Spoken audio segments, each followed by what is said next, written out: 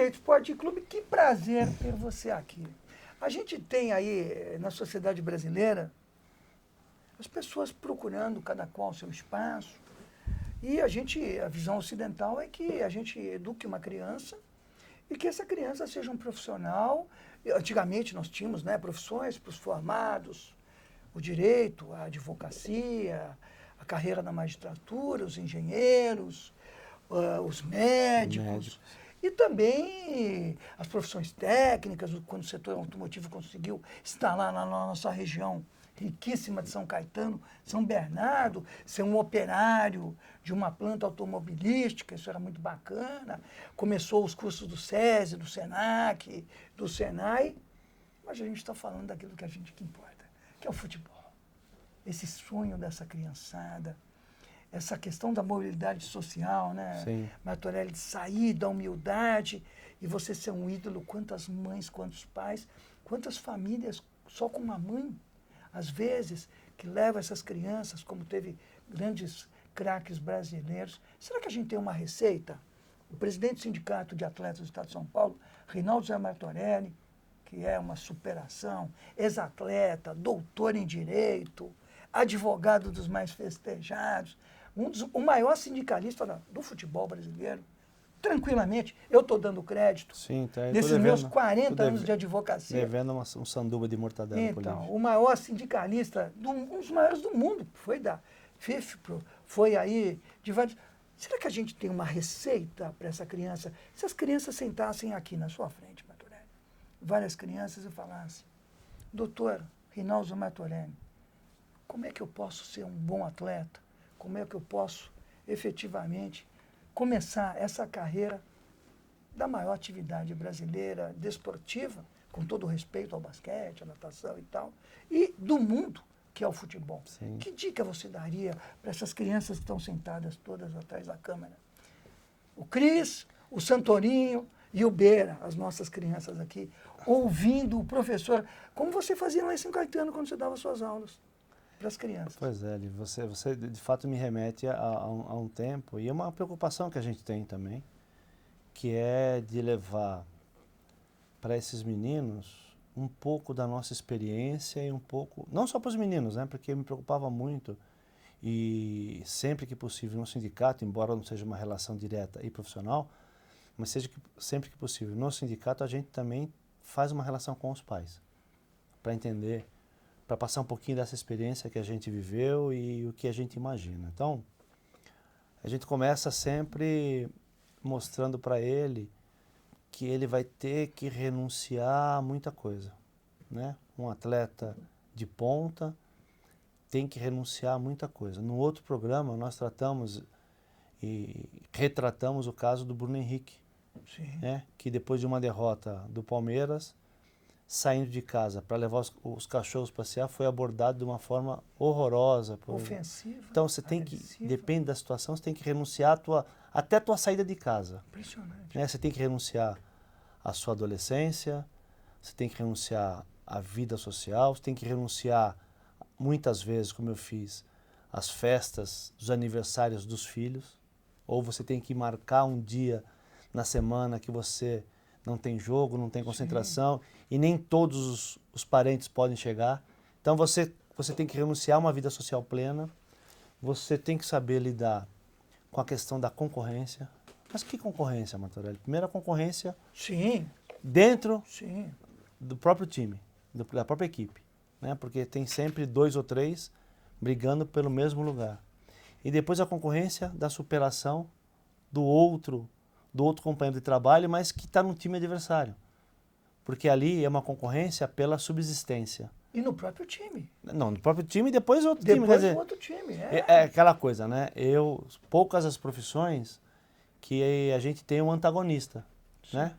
É no esporte e na nossa, né, Lívia? Sim, na E na nossa hoje, que a gente tem que convencer um terceiro, enfim. Então, mas imagina quantas superações. O preparo para lidar com a mudança, ou seja, com a capacidade de adaptação. Porque hoje você está num clube aqui em São Paulo, amanhã você está em Recife, né? Amanhã você está no Rio, mas é tão pertinho. Em Belém como você? Em Belém, Ah, mas é tão pertinho, é tão fácil. Não é não. É lógico.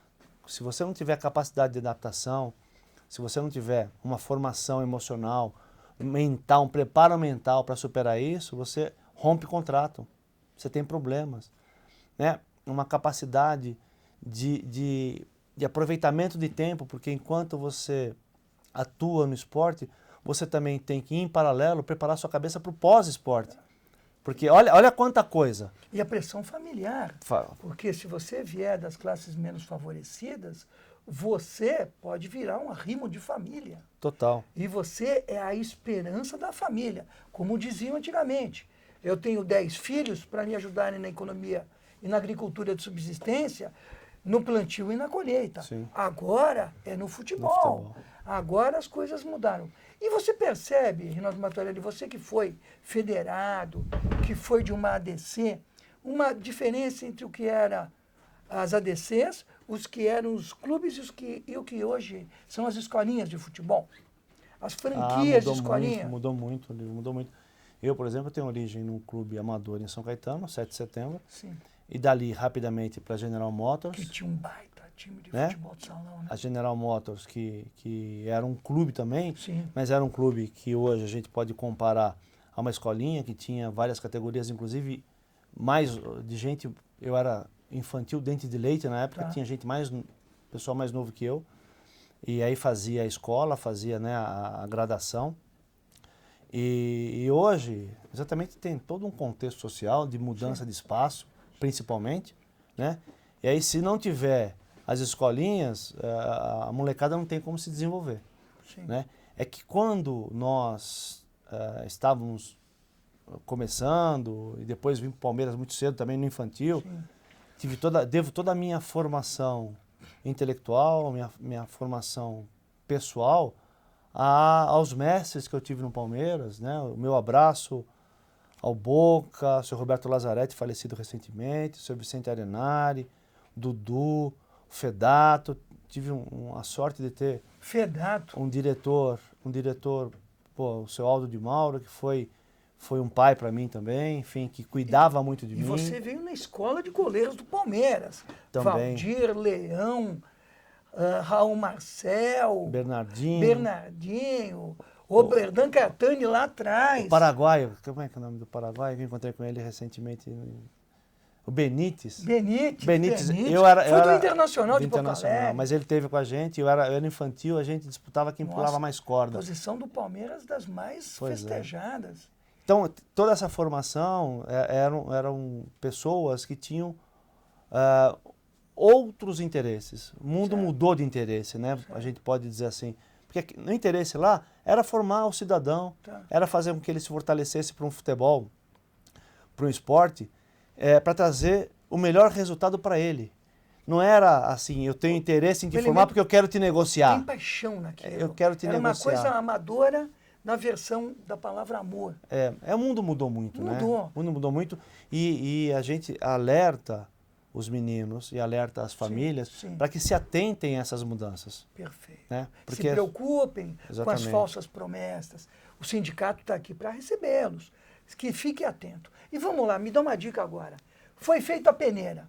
Você saiu da escolinha, chamaram para a peneira. Que comportamento você tem que ter na peneira? A gente sabe que muitas vezes você chega na peneira sem a posição definida, você não sabe se aquele menino vai te passar a bola ou aquela menina, dando a questão do gênero, futebol feminino e futebol masculino. Como deve se preparar para as peneiras, sabendo que tem um elemento importante lá, que é o famoso olheiro, que é o cara que está por trás da peneira e que vai levar. Que preocupações nós devemos ter na peneira, Matorelli? Lívio, aí tem o tal do imponderável futebol clube, que ele impera aí, né?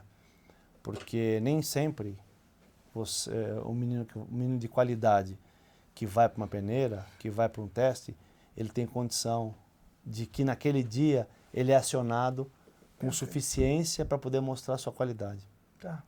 Por isso que a gente escuta muito, olha, o fulano passou por tantas peneiras e não ficou. Cafu, por exemplo. Né? Por quê?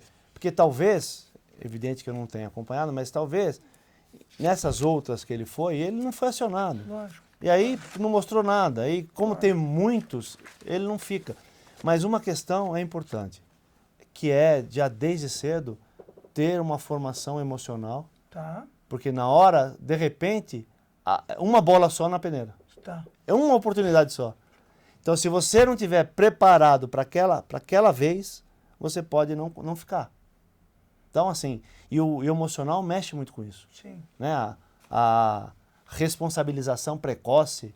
Olha, você vai lá, meu filho, e você Lógico. faz de tudo lá que você precisa ficar. De repente não dá tempo.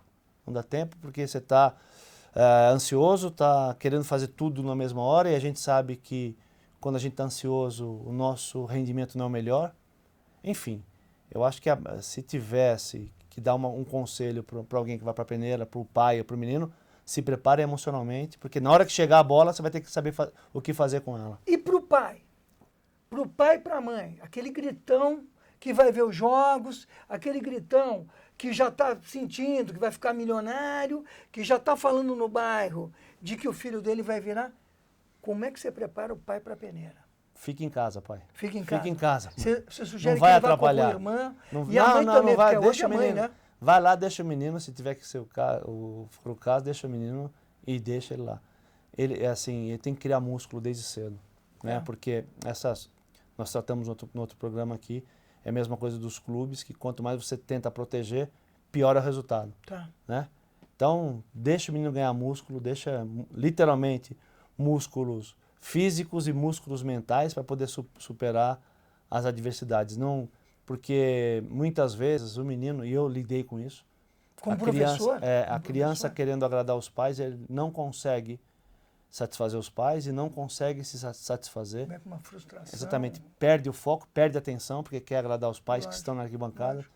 É um horror. Então fique em casa. Se tivesse que dar um conselho, fique Melhor. em casa. E o posicionamento tático? Como é que eu sei, Martonelli, se só porque eu jogo no colégio e no clube mais à esquerda, que eu vou ser um ponta, um ala, como é que eu posso descobrir o meu posicionamento dentro do jogo? O que você sugere de exercício ou alguma coisa tática na cabeça? Como é que eu sei qual é a melhor posição que eu tenho?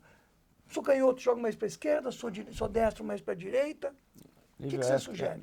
É muito de cada um, é muito pessoal, né? Porque o que eu sugiro é que faça bastante, Perfeito. treine bastante, lide bastante com bola, tente todas as posições para achar a sua posição, invista em todos os espaços do campo para achar o seu melhor Olha, lugar, essa é uma boa né? dica, hein? Porque aí é só fazendo é que você vai se sentir bem. E quando você se sentir bem naquele lugar, treina bastante, se esforça bastante ali para ser o melhor ali. Você sabe que quando eu jogava bola, e infelizmente o tempo Seleção da passou, Romênia, né? Quem não sabe, livre era a no seleção meio romênia. dos jogos da Hebraica, entrava um jogador chamado Simão. O menino pegava a bola, fazia umas 150 embaixadinhas, punha a bola no cangote, trazia para o peito, girava, era um acrobata. Era um jogador fantástico. Um dia eu cheguei para o Simão e falei, Simão, você vai jogar no meu time. Ele falou, não jogo futebol, Pois eu é. faço acrobacia. Pois é. Uma coisa é você ser um acrobata, você ser um artista, circense no melhor dos sentidos. E outra coisa é ser um atleta de futebol, usar a inteligência, saber bater diferente, saber jogar com o time. Goleiro, Martonelli, que é a tua praia, é a tua posição. Tem que ser alto, tem que ser ágil. O que você sugere para aquele menino que está sentado lá com o olho brilhando para você, falando, quero ser um goleiro que nem o Martonelli? O que você fala para o menino? Deixa eu só fazer, você falou da acrobacia, deixa eu só agradecer a Karine, que teve no nosso stand na feira lá. Opa! E com um salto desse tamanho, depois a gente pode pegar, ver se consegue o vídeo e botar. Resgata isso, Antônio. E ela não parava, não parava para? de fazer. Me lembrou com a minha canhota. Sensacional a menina, uma Perfeita. graça também, uma menina super graciosa, simpática, mesmo? enfim. Você me lembrei dela. Lívio, para ser goleiro é o seguinte, hoje muita gente fala, nossa, eu tenho 1,80 m, nossa, você é muito baixinho para ser goleiro. Tá. Aí eu falo, imagina quão bom eu era, né? Perfeitamente. O Yashin era alto? Não, mudou muito. Mas assim, evidentemente que aí vai de cada um, da mesma forma. Então, eu com a altura que eu tenho, eu tinha muita impulsão Tá. e muita força. Sim. Então, não era problema para mim. Tá. Né? Então não era problema. Agora, o arrojo, um atrevimento, Tá. a disposição para treinar, porque esse goleiro preguiçoso não tem jeito. Goleiro preguiçoso morre de fome. Perfeito. A concentração nos jogos, concentração total, mas isso você vai aprendendo com o tempo, né? Mas o arrojo, a vontade de treinar, a vontade de entender, estudar um pouquinho geometria para saber se posicionar, porque hoje eu vejo muitos goleiros que não se posicionam adequadamente, eu vejo muitas defesas que não se posicionam adequadamente, né? Eles dão mais espaço para a bola do que o posicionamento deles, enfim, eles ficam num ângulo totalmente equivocado, fazem muito mais esforço e às vezes erros graves com relação ao posicionamento, que é só uma questão de angulação. Enfim, tenha essa noção, treine muito, porque aí, trazendo a brasa para a minha sardinha, é a posição mais linda que tem, não tem outra. Você sabe que esse ano começou com o Sampaoli vindo para o Santos e trazendo uma polêmica para os goleiros. O Sampaoli avisou a diretoria para o seguinte: eu quero que saia jogando com os pés. Para mim, goleiro é jogador de linha. Lembra da nossa época? De linha. Como é que você vê essa questão? E também eu gostaria de trazer à baila um dos seus colegas, um dos maiores goleiros do mundo, Emerson Leão. O Emerson Leão saía com os braços. Ele foi um dos primeiros goleiros a não usar o tiro de meta, que o Yashin e que os outros batiam, aquele tirão de meta fantástico para frente. O Leão saía com o Eurico ou com o Zeca, saía com as mãos. Como é que você vê essa questão do goleiro que sai? Hoje a gente tem goleiros que saem com a bola. E essa questão do Sampaoli, de ter um goleiro que é bom com os pés. Você acha que vai mudar a posição? Nós estamos indo para uma mudança da posição, bem pelo que o Rogério Ceni também, um excepcional goleiro, inovou no futebol. Essa questão de sair jogando, me parece que aquele Jürgen Bleu da Holanda era um goleiro que saía com os pés, porque o Rinus Michel também gostava. É uma inovação para a posição? Lívio, assim, toda posição, tem sua função principal e sua função secundária. A do goleiro é defesa. Perfeito. Né? Evidentemente que dentro de um quadro de pressão, o goleiro é mais um, porque ele não vai ter marcação. Sim. Né? Mas eu não vejo... é necessário saber jogar minimamente com os pés, tá, né? Para não colocar a sua equipe em risco. Né? Mas essa transição era na época que eu jogava. Tá. Eu sou da época que o goleiro podia botar a bola no chão e pegar, tá, para exatamente essa transição de não poder pegar mais. certo. É que eu também tinha facilidade de jogar, mas assim, é que hoje os goleiros são mais acionados para poder envolver o time adversário quando ele vem fazer a marcação-pressão. Isso vem do salão, hein? Mas eu não vi ainda o Sampaoli mesmo exigindo isso. Eu não vi ainda esse menino novo, que me foge o nome agora, Cleverson, né? Cleverson, sei lá, desculpa, me fugiu o nome agora dele. Mas a gente recupera. Mas eu não vi ainda Ele entrar com os pés, né? como fazia o Diniz Sim. com o Sidão quando estava lá no Audax, por exemplo. Sim, que aí sim, o goleiro saía para jogar como se fosse um zagueiro, tá, que é diferente. Então, e poucos treinadores atuam com o goleiro nessas condições que atuou o Diniz com o Sidão lá no Audax. tá. Poucos. Né? Então, a exigência de jogar com o pé, eu acho que teve mais coisa aí. Né? Ele não queria o Vanderlei mesmo. Perfeito. O Eu não Vanderlei sei é um por- super goleiro. Eu não hein? sei por qual motivo estava, né? Nossa. Discutir, foi aí muito cotado para ser convocado para o último Mundial, entre ele e o cara, enfim. Mas não vejo, a coisa para mim não ficou, não tá clara não, porque que ele queria um outro goleiro que não o Vanderlei. Mas é importante, mas tem que saber muito mais pegar do que jogar com o pé. Defender lá embaixo do... Sim.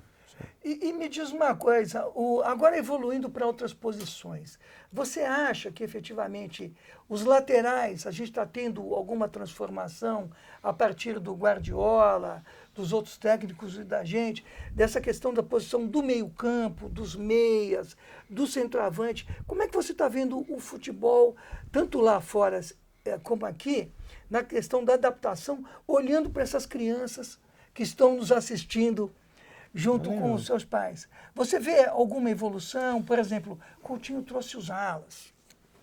vai e volta, né?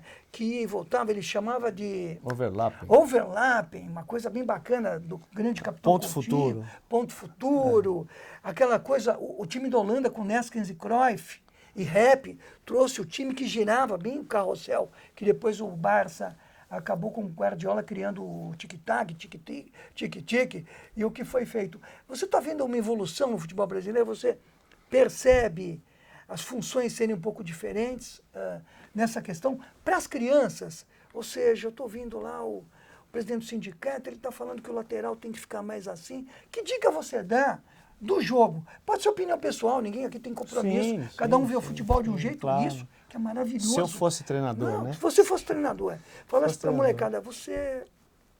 Eu diria assim, nós vamos ocupar espaço, porque tudo, Tá. tudo é ocupação de espaço. Tá. Né? Então, o envolvimento... A bola tá miúda, né? A bola tá miúda, Exatamente. tá aqui. O envolvimento, alguém tem que fazer a projeção para o ataque e alguém Tá. tem que cobrir a defesa. Tá. Então, não importa se é o lateral.